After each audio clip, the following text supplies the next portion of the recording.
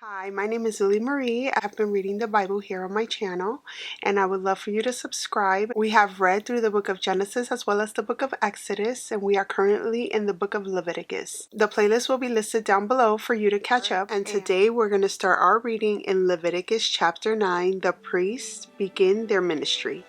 On the 8th day Moses summoned Aaron and his sons and the elders of Israel. He said to Aaron, "Take a bull calf for your sin offering and a ram for your burnt offering, both without defect, and present them before the Lord. Then say to the Israelites, take a male goat for a sin offering, a calf and a lamb, both a year old without defect, for a burnt offering, and an ox and a ram for a fellowship offering, to sacrifice before the Lord, together with a grain offering mixed with olive oil. For today the Lord will appear to you." They took the things Moses commanded to the front of the tent of meeting, and the entire assembly came near and stood before the Lord. Then Moses said, "This is what the Lord has commanded you to do, so that the glory of the Lord may appear to you." Moses said to Aaron, "Come to the altar and sacrifice your sin offering and your burnt offering, and make atonement for yourself and the people. Sacrifice the offering that is for the people and make atonement for them, as the Lord has commanded." So Aaron came to the altar and slaughtered the calf as a sin offering for himself. His sons brought the blood to him, and he dipped his finger into the blood and put it on the horns of the altar. The rest of the blood he poured out at the base of the altar. On the altar he burned the fat, the kidneys, and the long lobe of the liver from the sin offering, as the Lord commanded Moses. The flesh and the hide he burned up outside the camp. Then he slaughtered the burnt offering. His sons handed him the blood, and he splashed it against the sides of the altar. They handed him the burnt offering piece by piece, including the head, and he burned them on the altar. He washed the internal organs and the legs and burned them on top of the burnt offering on the altar.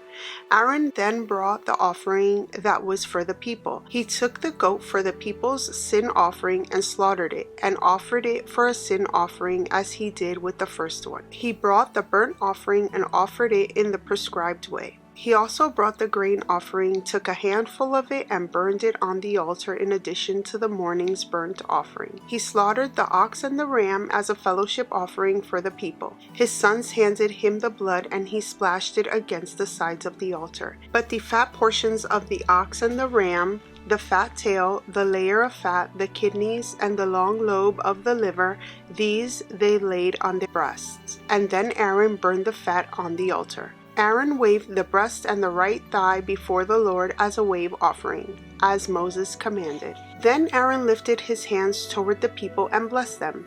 And having sacrificed the sin offering, the burnt offering, and the fellowship offering, he stepped down. Moses and Aaron then went into the tent of meeting. When they came out, they blessed the people, and the glory of the Lord appeared to all the people. Fire came out from the presence of the Lord and consumed the burnt offering and the fat portions on the altar. And when all the people saw it, they shouted for joy and fell face down. Leviticus chapter 10, the death of Nadab and Abihu. Aaron's sons Nadab and Abihu took their censers, put fire in them, and added incense. And they offered unauthorized fire before the Lord, contrary to his command. So the fire came out from the presence of the Lord and consumed them, and they died before the Lord. Moses then said to Aaron, "This is what the Lord spoke of when he said, 'Among those who approach me I will be proved holy. In the sight of all the people I will be honored.'" Aaron remained silent. Moses summoned Mishael and Elzaphan, sons of Aaron's uncle Uzziel, and said to them, "Come here, carry your cousins outside the camp, away from the front of the sanctuary." So they came and carried them, still in their tunics, outside the camp, as Moses ordered. Moses said to Aaron and his sons Eleazar and Ithamar, "Do not let your hair become unkempt, and do not tear your clothes, or you will die, and the Lord will be angry with the whole community. But your relatives, all the Israelites, may mourn for those the Lord has destroyed by fire. Do not leave the entrance to the tent of meeting, or you will die, because the Lord's anointing oil is on you." So they did as Moses said. Then the Lord said to Aaron, You and your sons are not to drink wine or other fermented drink whenever you go into the tent of meeting, or you will die. This is a lasting ordinance for the generations to come, so that you can distinguish between the holy and the common, between the unclean and the clean, and so you can teach the Israelites all the decrees the Lord has given them through Moses. Moses said to Aaron and his remaining sons, Eleazar and Ithamar, "Take the grain offering left over from the food offerings prepared without yeast and presented to the Lord, and eat it beside the altar, for it is most holy. Eat it in the sanctuary area, because it is your share and your son's share of the food offerings presented to the Lord. For so I have been commanded. But you and your sons and your daughters may eat the breast that was waved and the thigh that was presented. Eat them in a ceremonially clean place. They have been given to you and your children as your share of the Israelites' fellowship offering. The thigh that was presented and the breast that was waved must be brought with the fat portions of the food offerings to be waved before the Lord as a wave offering. This will be the perpetual share for you and your children, as the Lord commanded." When Moses inquired about the goat of the sin offering and found that it had been burned up, he was angry with Eleazar and Ithamar, Aaron's remaining sons, and asked, "Why didn't you eat the sin offering in the sanctuary area? It is most holy. It was given to you to take away the guilt of the community by making atonement for them before the Lord. Since its blood was not taken into the holy place, you should have eaten the goat in the sanctuary area as I commanded." Aaron replied to Moses, "Today they sacrificed their sin offering and their burnt offering before the Lord, but such things as this have happened to me. Would the Lord have been pleased if I had eaten the sin offering today?" When Moses heard this, he was satisfied. Leviticus chapter 11, Clean and Unclean Food. The Lord said to Moses and Aaron, "Say to the Israelites, of all the animals that live on land, these are the ones you may eat. You may eat any animal that has a divided hoof and that chews the cud. There are some that only chew the cud or only have a divided hoof, but you must not eat them. The camel, though it chews the cud, does not have a divided hoof. It is ceremonially unclean for you. The hyrax, though it chews the cud, does not have a divided hoof. It is unclean for you. The rabbit, though it chews the cud, does not have a divided hoof. It is unclean for you. And the pig, though it has a divided hoof, does not chew the cud. It is unclean for you. You must not eat their meat or touch their carcasses. They are unclean for you. Of all the creatures living in the water of the seas and the streams, you may eat any that have fins and scales. But all creatures in the seas or streams that do not have fins and scales, whether among all the swimming things or among all the other living creatures in the water, you are to regard as unclean. And since you are to regard them as unclean, you must not eat their meat. You must regard their carcasses as unclean. Anything living in the water that does not have fins and scales is to be regarded as unclean by you. These are the birds you are to regard as unclean and not eat, because they are unclean: the eagle, the vulture, the black vulture, the red kite, any kind of black kite, any kind of raven, the honored owl, the screech owl, the gull, any kind of hawk, the little owl, the cormorant, the great owl, the white owl, the desert owl, the osprey, the stork, any kind of heron, the hoopoe, and the bat. All flying insects that walk on all fours are to be regarded as unclean by you. There are, however, some flying insects that walk on all fours that you may eat, those that have joined legs for hopping on the ground. Of these you may eat any kind of locust, katydid, cricket, or grasshopper. But all other flying insects that have 4 legs you are to regard as unclean. You will make yourselves unclean by these.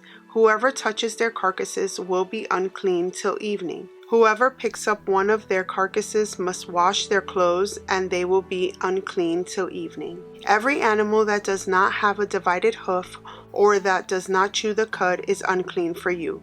Whoever touches the carcass of any of them will be unclean. Of all the animals that walk on all fours, those that walk on their paws are unclean for you. Whoever touches their carcasses will be unclean till evening. Anyone who picks up their carcasses must wash their clothes, and they will be unclean till evening. These animals are unclean for you. Of the animals that move along the ground, these are unclean for you: the weasel, the rat, any kind of great lizard, the gecko, the monitor lizard, the wall lizard, the skink, and the chameleon. Of all those that move along the ground, these are unclean for you. Whoever touches them when they are dead will be unclean till evening. When one of them dies and falls on something, that article, whatever its use, will be unclean, whether it is made of wood, cloth, hide, or sackcloth. Put it in water, it will be unclean till evening, and then it will be clean. If one of them falls into a clay pot, everything in it will be unclean, and you must break the pot. Any food you are allowed to eat that has come into contact with water from any such pot is unclean, and any liquid that is drunk from such pot is unclean. Anything that one of their carcasses falls on becomes unclean. An oven or cooking pot must be broken up. They are unclean, and you are to regard them as unclean. A spring, however, or a cistern for collecting water remains clean, but anyone who touches one of these carcasses is unclean.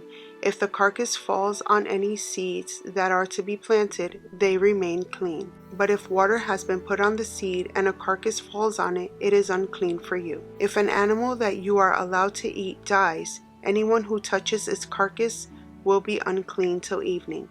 Anyone who eats some of its carcass must wash their clothes, and they will be unclean till evening. Anyone who picks up the carcass must wash their clothes, and they will be unclean till evening. Every creature that moves along the ground is to be regarded as unclean. It is not to be eaten. You are not to eat any creature that moves along the ground, whether it moves on its belly or walks on all fours or on many feet. It is unclean. Do not defile yourselves by any of these creatures. Do not make yourselves unclean by means of them, or be made unclean by them. I am the Lord your God. Consecrate yourselves and be holy, because I am holy. Do not make yourselves unclean by any creature that moves along the ground. I am the Lord, who brought you up out of Egypt, to be your God. Therefore be holy, because I am holy. These are the regulations concerning animals, birds, every living thing that moves about in the water, and every creature that moves along the ground. You must distinguish between the unclean and the clean, between living creatures that may be eaten and those that may not be eaten. Leviticus chapter 12. Purification after childbirth. The Lord said to Moses, "Say to the Israelites, a woman who becomes pregnant and gives birth to a son will be ceremonially unclean for 7 days, just as she is unclean during her monthly period. On the 8th day the boy is to be circumcised. Then the woman must wait 30 days to be purified from her bleeding. She must not touch anything sacred or go to the sanctuary until the days of her purification are over. If she gives birth to a daughter, for 2 weeks the woman will be unclean, as during her period. Then she must wait 66 days to be purified from her bleeding. When the days of her purification for a son or a daughter are over, she is to bring to the priest at the entrance to the tent of meeting a year-old lamb for a burnt offering and a young pigeon or a dove for a sin offering. He shall offer them before the Lord to make atonement for her, and then she will be ceremonially clean from her flow of blood. These are the regulations for the woman who gives birth to a boy or a girl. But if she cannot afford a lamb, she is to bring 2 doves or 2 young pigeons, one for a burnt offering and the other for a sin offering. In this way, the priest will make atonement for her, and she will be clean." We're going to conclude our reading here for today. Thank you so much for being here with me. I appreciate you following along on this journey. Please subscribe if you're not already and give me a thumbs up so that I know that these videos are being well received, and I'll meet you here for our next reading. Many blessings to you. Bye!